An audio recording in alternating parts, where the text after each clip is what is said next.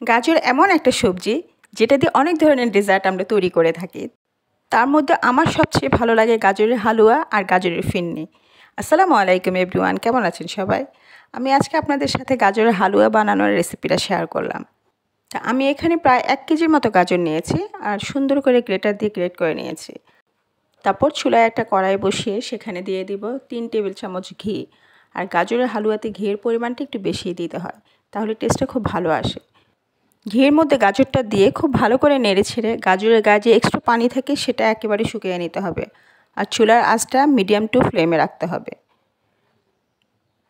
তো এইভাবে বেশ কিছুক্ষণ আমি নেড়ে ছেড়ে গাজরের পানিটা শুকিয়ে নিলাম। আর এখানে দিয়ে দিলাম আমি হাফ কাপ চিনি।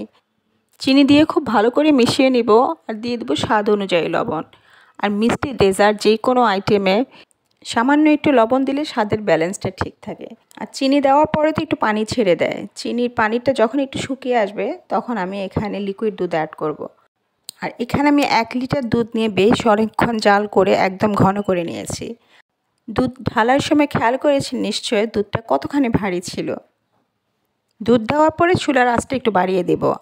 আর দুধ শুকিয়ে আসা পর্যন্ত নাড়াচাড়া করতে থাকবো। তো এখন তো গাজরের দাম অনেক কম। প্রতি কেজি গাজর এখন 25 থেকে 30 টাকায় পাওয়া যায়। আর কয়দিন পরে হু হু করে গাজরের দাম বেড়ে যাবে। এখনই বেশি করে গাজর কিনে ফ্রোজেন করার সঠিক সময়। আমি তো বেশ অনেকখানি রেখেছি। আপনারা কি রেখেছেন? নাস্তার আইটেম থেকে শুরু করে ডেজার্ট আইটেম পর্যন্ত সব কিছুতে গাজরের ব্যবহার অনিবার্য। তো গাজরটা তো আসলে সারা বছরে আমাদের প্রয়োজন হয়। সেজন্য যখনই দাম কমবে তখনই সুযোগটা কাজে লাগানো উচিত। দাম বেড়ে যাওয়ার পরে এত টাকা দিয়ে সবার পক্ষে গাজর কিনে খাওয়া সম্ভব না। আমি তো গাজরের পাশাপাশি টমেটো, ফুলকপি, মটরশুঁটিও ফ্রোজেন করে রেখেছি। তো গাজরের দুধ প্রায় শুকিয়ে এসেছে। এখন আমি এখানে আবার 1 থেকে 1.5 টেবিল চামচ ঘি অ্যাড করে দেব। আসলে আপনি যদি গাজরের হালুয়াটা একটু মুখরোচক করে খেতে চান তাহলে অবশ্যই আপনাকে একটু বেশি পরিমাণে ঘি আর গুঁড়ো দুধ ব্যবহার করতে হবে। এই দুইটা জিনিস ছাড়া গাজরের হালুয়ার প্রপার টেস্ট আসলে আসে না। তো গুঁড়ো দুধ দিয়ে আমি খুব ভালো করে মিশিয়ে নেব। গুঁড়ো দুধটা একটু দানা দানা থাকবে। আর গুঁড়ো দুধটা এখানে মাওয়ার কাজ করবে।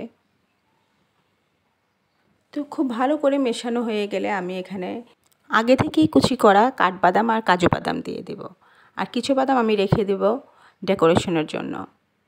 তো বাদাম দিয়ে আবার খুব ভালো করে মিশিয়ে নেব। তো আমার রেসিপি আপনাদের কেমন লেগেছে অবশ্যই আমাকে কমেন্টস করে জানাবেন। রেসিপি ভালো লাগলে একটা লাইক শেয়ার দিয়ে দেবেন। আর অবশ্যই আমার চ্যানেলটি সাবস্ক্রাইব করে দেবেন। প্লিজ কেউ সাবস্ক্রাইব করার পরে আনসাবস্ক্রাইব করে দিবেন না। তো ফাইনালি আমার হালুয়াটা কমপ্লিট হয়ে গেছে। আমি একটু চেপে চেপে দেখলাম যে পানি বের হচ্ছে না ঘি বের হচ্ছে। যখন দেখবেন আপনি চাপার পর একটু ঘি বের হচ্ছে তার মানে বুঝতে হবে যে আপনার হালুয়া একেবারে কমপ্লিট। তো আমি একটা বাটিতে নিয়ে নিলাম। এখন একটু ডেকোরেশন করে নিচ্ছি। মূলত এই গাজরের হালুয়াটা আমি আমার মেয়ের জন্য বানিয়েছি। ওর ভীষণ পছন্দ এই গাজরের হালুয়া। আর হালুয়া থেকে এত সুন্দর ঘিয়ের একটি স্মেল আসতেছে যে আসলে সামনে না থাকলে তো এটা বোঝা সম্ভব না। আর দেখতে যেমন ডেলিশিয়াস হয়েছে, খেতেও কিন্তু মাশাআল্লাহ অসম্ভব মজা হয়েছে। মুখে দিলেই মনে হচ্ছে যে আমি স্বর্গে হারিয়ে যাচ্ছি। তো মেয়েকে ডেকে বললাম যে তোমার হালুয়া রেডি, এখন তুমি চেখে দেখো কেমন হয়েছে।